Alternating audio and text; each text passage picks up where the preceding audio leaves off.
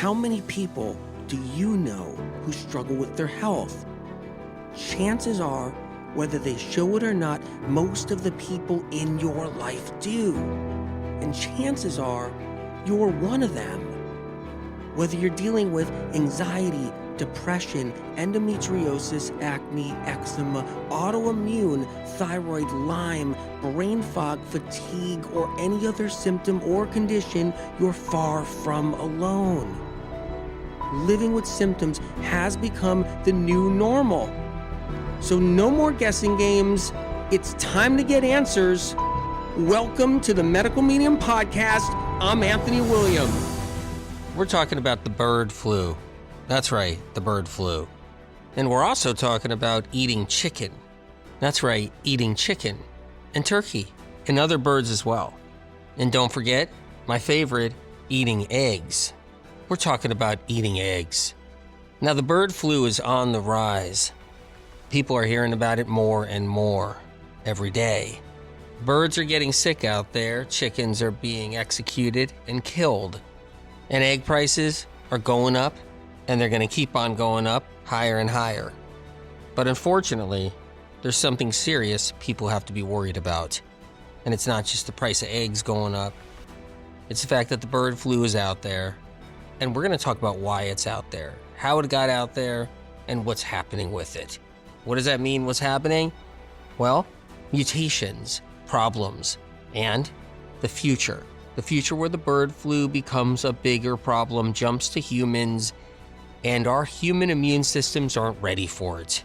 Get ready for this episode. It's going to be a ride. Fasten your seatbelts.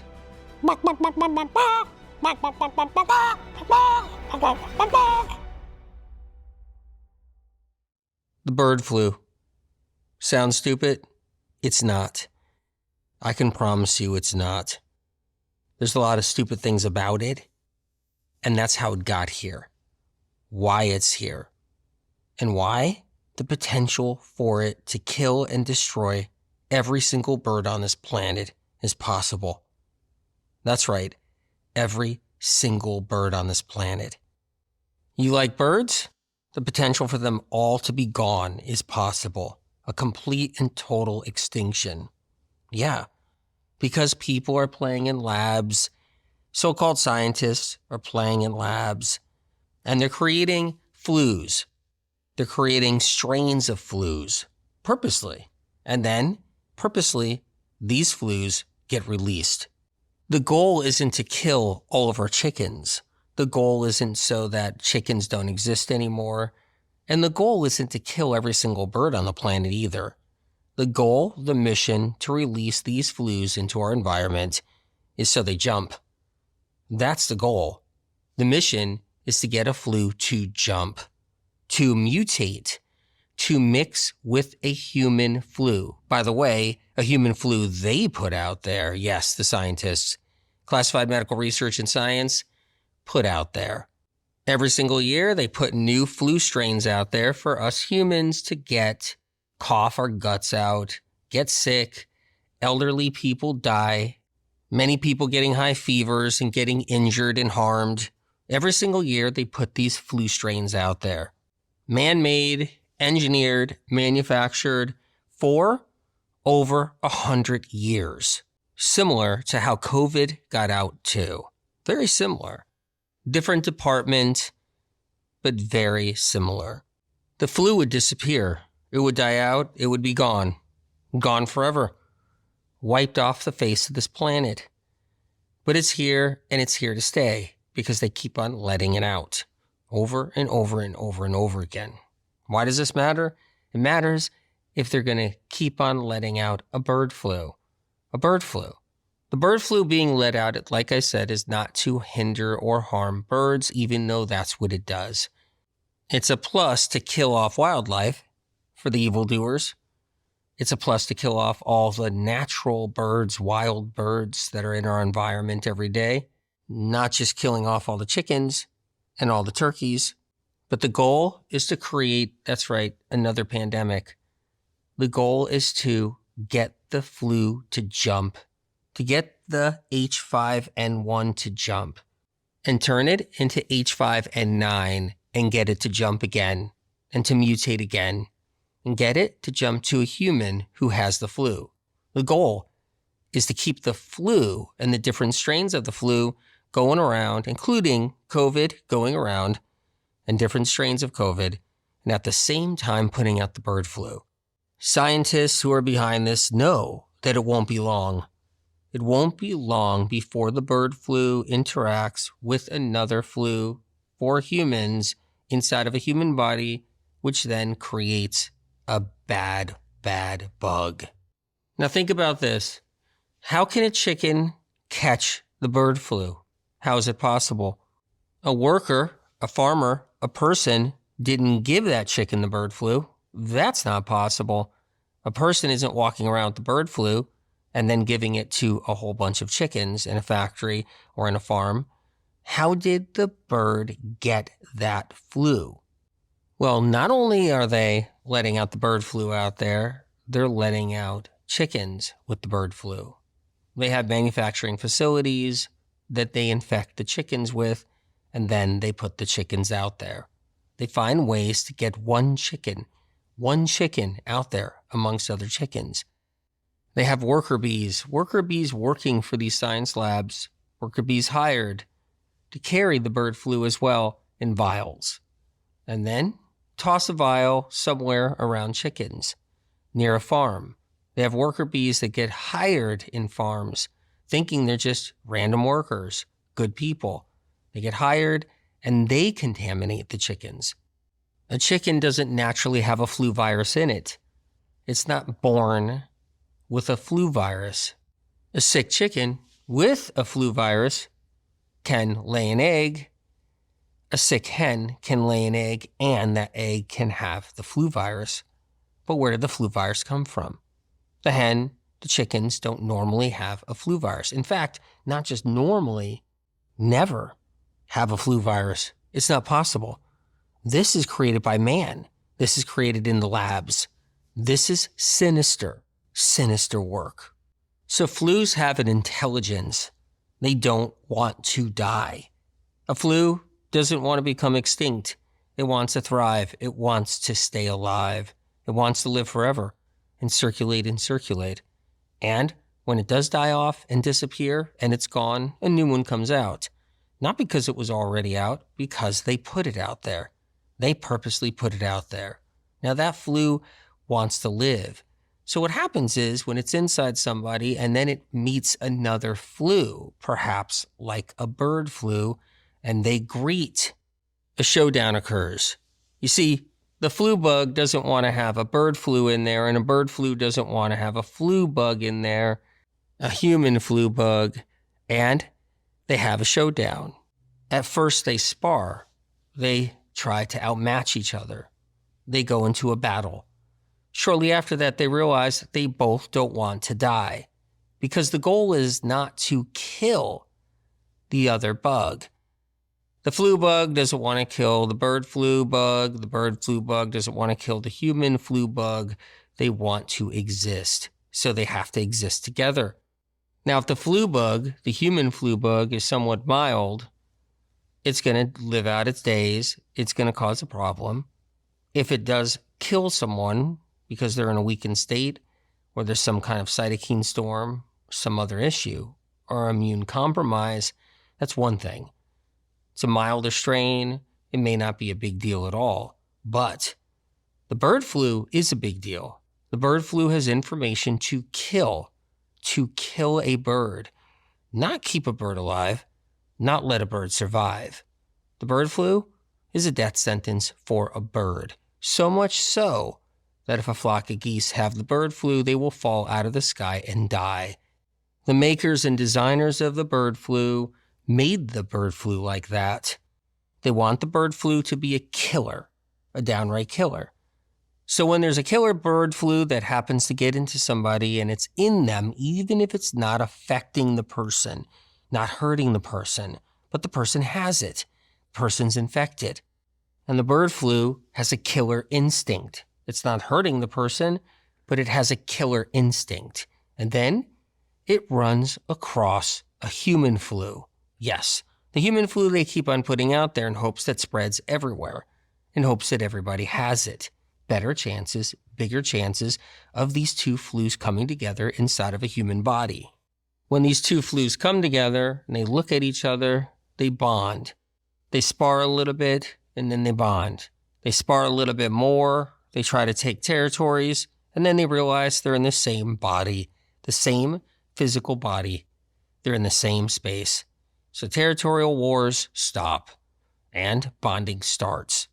Now, there's not a lot of time for the bonding to happen because of the human immune system. And the human immune system may kill the bird flu and may kill it quick. The human immune system can even kill the other flu, the human flu, quick. And one of them might be left over and not dead yet, but one of them might be killed off. But there's always a chance, there's always that random chance that both those flus are together long enough, are in the body together at the same time long enough.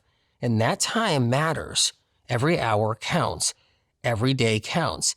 And if the immune system did not destroy one of them, or both of them, and both are still alive and thriving, the bonding occurs, and then something horrible can happen. A mutation of the bird flu and a human flu.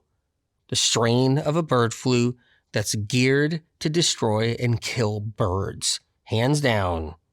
No rules apply. It's just kill, kill, kill. And birds die when they have it.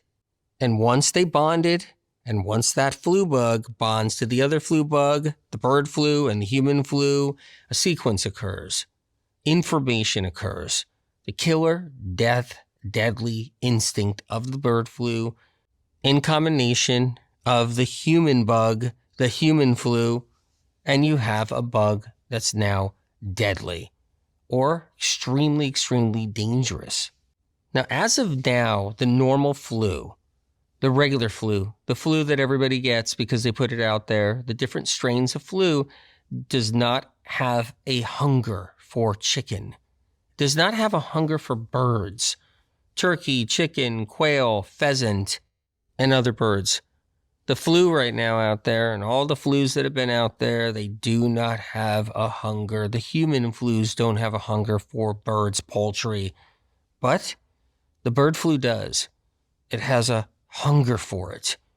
Why do the birds die so quickly? Because the virus ravishes them, enters their cells easy, destroys their immune system easy, eats away at the bones, eats away at the marrow and the bones, eats away at the flesh, eats away at even the fat deposits. That virus that they created, that science created, eats the bird. Wherever there's bird, the bird flu wants to feed off of it and eat it and consume it. Proteins.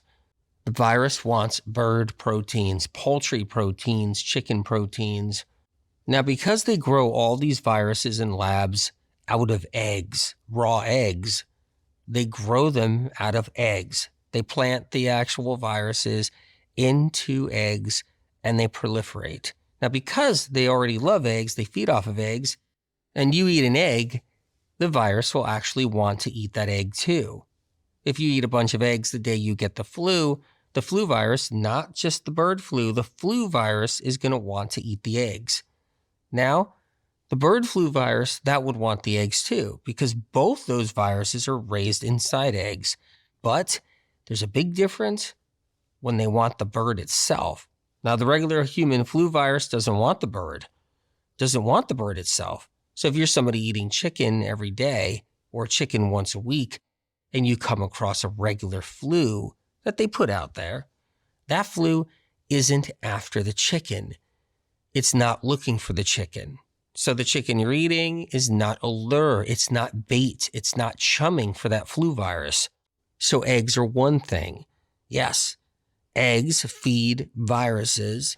Viruses are raised in eggs. Viruses look for eggs as a fuel source. So if you have a flu and you eat eggs for breakfast, the flu virus is going to grow a little quicker, cause a little bit more problems, maybe a little bit more damage, a higher fever, because it's got a lot of fuel. It's got food to feed off of. But when it comes down to chicken itself, it's a whole nother game. When a virus wants to feed off of the flesh of a chicken, a bird, poultry, the virus essentially wants to feed off of the developed protein. Now, this is an important part of it, critical, a developed protein. You see, they're already used to feeding off of an undeveloped protein inside of an egg. It's a different fuel source. Now, when they look for a developed protein, like the bird flu, which is geared to destroying and eating and feeding off of a developed protein, we got a really big problem on our hands because the virus is no longer interested in just undeveloped proteins. It's interested in full developed proteins, which equals damage to human cells, damage to human flesh. So what they're trying to do is they're trying to get a mutation to occur. They're trying to get the normal flu virus they put out there, the human flu virus. They're trying to get that flu virus to bond and actually create a sequence with the bird flu they're putting out there. That's the dream of the evildoer, the dream of the sinister, dark evildoers. It's to bond those two viruses and create a very dangerous virus. And that virus, what it's created in time, which it will be at some point, will eventually depopulate because that's the goal.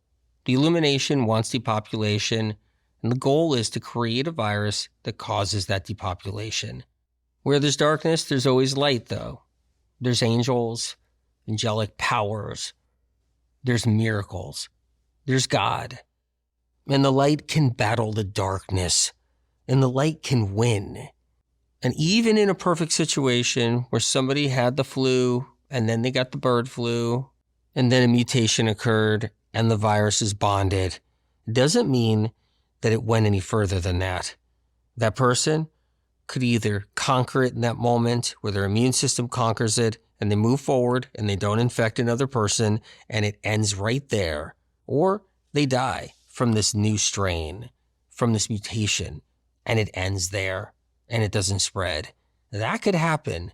And if it does, that won't spread to other people. So what can we do for ourselves? What can we do to protect ourselves? First off, don't eat chicken. Yep, don't eat chicken. Don't eat fowl. Don't eat poultry. Don't eat any birds. Don't eat turkey. Stay away from it. One reason, if you stay away from it and you pick up the bird flu in any shape, fashion, or form, that bird flu won't have anything to chew on. At least it won't have its favorite thing to chew on. Now, if you're eating eggs, it will feed on that. So that's a problem all on its own. But it's mainly after the flesh of the bird. The bird flu is geared for the flesh of the bird. It's designed to go after a developed, full developed protein, not an underdeveloped protein. Now, it was raised on the underdeveloped protein, so it's still going to feed off of it, still create a problem, so it's best to keep eggs out of your diet as well. But one thing's for certain, try to keep the chicken itself, try to keep all of the birds out of your diet. The biggest reason? If you catch the flu.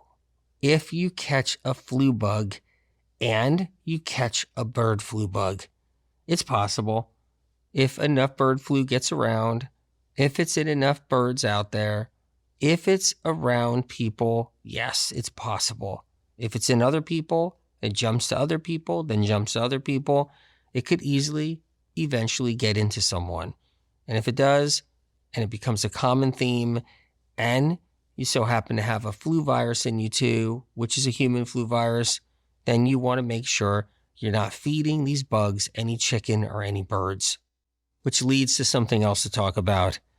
It's the leftover chicken residue inside of our cells, inside of our liver, inside of our organs. It's that leftover residue that could feed a virus, a bird flu virus. Now at this point you might be thinking, how am I going to catch a bird flu virus? Well, it's getting rampant out there. They're killing a lot of chickens because of it. Birds are falling out of the sky because of it. It's possible to pick it up somewhere, and it could be totally harmless and not cause a problem if you do get it in your system. But why feed it? Why tempt it? Why try to grow it? So keeping away from birds, keeping away from chicken inside the bloodstream, eating birds is what I mean, is your best bet. You don't have to stay away from birds itself. Just don't eat birds, because those birds that you're eating are going to become fuel. Little tiny microscopic bits and pieces of that bird are going to be scattered throughout the body and there to feed the virus. If we get exposed to the virus, which can easily happen in the near future. Now, this doesn't mean don't feed chicken to your pets. If you have a cat or a dog and your cat and dog eats chicken, you can still feed your cat and dog chicken, especially at this early stage. But if they start reporting that the bird flu seems to be mutating and jumping into humans, and they're seeing humans get very sickened by it or even dying by it more and more, and now there's a major alert, a major alarm bell rings out there, then maybe you can switch and not feed your cat and dogs chicken, unless it's the only thing they eat. If it's the only thing they eat and it's the only thing they like, cats can be fussy, dogs can be fussy, then you still give them chicken. That's okay. But if they like other foods, they eat other animal proteins, or if you're giving them fish or something else and they enjoy it, you can do that. That's a good switch off. If and when the bird flu becomes a bigger problem, where it's jumping into people and leaving birds and making people really sick, and everybody's talking about it, and there's an emergency out there towards human sickness, where people are getting sicker and sicker from the bird flu. When that happens, then you can switch. You can switch off and do something different for your pets if things get really that bad. But as of right now, that's not the problem. We can feed our pets chicken if they eat chicken, and that's their normal dietary standard. If and when things do get out of hand, and the dream of the evildoers actually comes through, and we have a dangerous bug out there, far worse than COVID, we still can protect ourselves. We still have tools. We still have weapons that we can use for our bodies to stay safe, to battle things. And one of those weapons and one of those tools is we're just not going to eat any birds. We're going to make sure we don't eat birds for quite a while. And that's important because those birds can stay in our system. And I say that because, like I said, little tiny bits are in our flesh. They're in our organs and they stay there. They could stay there for months and months. Somebody eats a chicken now, that chicken just doesn't leave when they go to the bathroom. The chicken gets absorbed, it gets utilized, it starts to go into every single cell in the body, different pieces of that chicken. What kind of pieces? All kinds of different aspects of it. Chicken's high in fat. Even a lean chicken breast is really high in fat. What happens is that fat goes somewhere. It goes into cells. It goes into the liver. It goes into the spleen. It goes under the skin. And that fat is recognizable by the bird flu. Somebody may say that chicken breast doesn't have any fat, but they're wrong. It's just not as fatty as the fat you see under the skin of the chicken or around the thigh. And chicken fat is much more solid than avocado fat. Two different worlds. Avocado fat disperses easier. It's gentle on the body, easier on the liver. It's an entirely different fat. Chicken fat has a different saturation rate than avocado. And chicken fat has hormones in it, hormones that enter into cells, every cell inside the body. And bird flus will detect it. They will seek out those hormones. They know those hormones. That's the whole point. The bird flus were created in labs for birds, used in birds for experimental process that teaches the virus to seek out hormones that are actually bird-related. An avocado won't have that. This is a prime example of the difference between what we're talking about as far as other fats versus bird fat. This goes with turkey fat as well, and any other type of bird fat. Don't get confused about hormones being injected into turkeys and chickens to plump them up. That's not what this is. We're talking about natural occurring hormones in the chicken themselves. There are medical medium protocols for the flu, and that covers all flus. Medical medium protocols that are critical for protecting someone's health, boosting their immune system, protecting their immune system so it doesn't go into a cytokine storm. Zinc is one of the very important tools. Others are golden seal, olive leaf, propolis, and vitamin C. Celery juice is another. Check out medicalmedium.com for more information. can check out the Medical Medium book series for all the different protocols and all the different supplements and different cleanses. Subscribe to the Medical Medium newsletter for all kinds of different advanced information, also notifications about Medical Medium events, and check out Telegram. Subscribe to Medical Medium Telegram channel. Hope you enjoyed this episode. Many blessings, lots of love. God bless you. The world can be brutal. Darkness still lurks in the shadows, hoping to create fear and disruptions forever. They tinker in the lab they call the studio because they create nothing but bad. They think it's good though. Birds falling from the sky, chickens, geese, ducks, pigeons, hawks, die. They don't care. It gives the evildoers a rush. It's what they live for. They want blood to gush. But God knows their game and keeps an eye on them all the same. God sends his angels about to watch and see the evil shout. The scale will tip when it's time, and God watches the tick and the chime. This next attack by them will be met by the light. Good God, angels will delight. Again and again, they will be there for the fight. This time, they're not holding back because the biowarfare has clicked up a notch, has created a bigger trap. As far as humans go, there are ways to protect oneself and sit back, stay calm, and watch the show. You have the weapons and the tools to keep safe, healthy, and strong, and your body knows how to fight all that's wrong.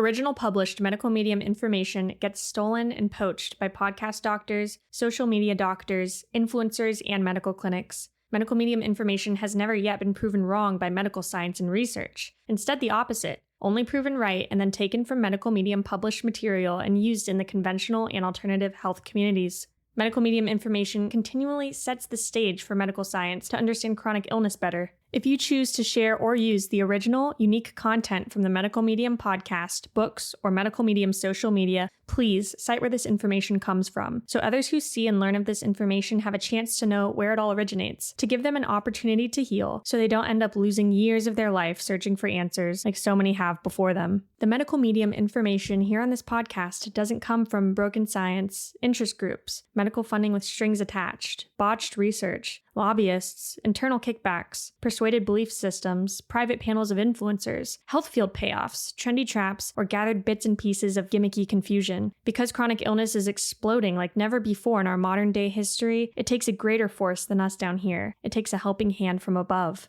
Medical medium information has street cred. It's an organic movement of countless people around the world healing. More healing stories of real people not being paid to tell their life-changing experiences of rising out of the ashes of sickness and entering into the light of full recovery, getting their lives back and finally healing when nothing else in the world of health could move the needle and get them better. The information on this podcast is not man-made. It comes from above, from a higher source. Whatever you believe in, whether God, the universe, the light, or the creator, or if you believe in nothing at all, that we're just floating through space together on this rock. Know that the information you hear on this podcast is separate from all the other noise out there. It comes from a different place, a pure, untampered with, advanced, clean, uncorrupted, original, primary source, a higher source, spirit of compassion.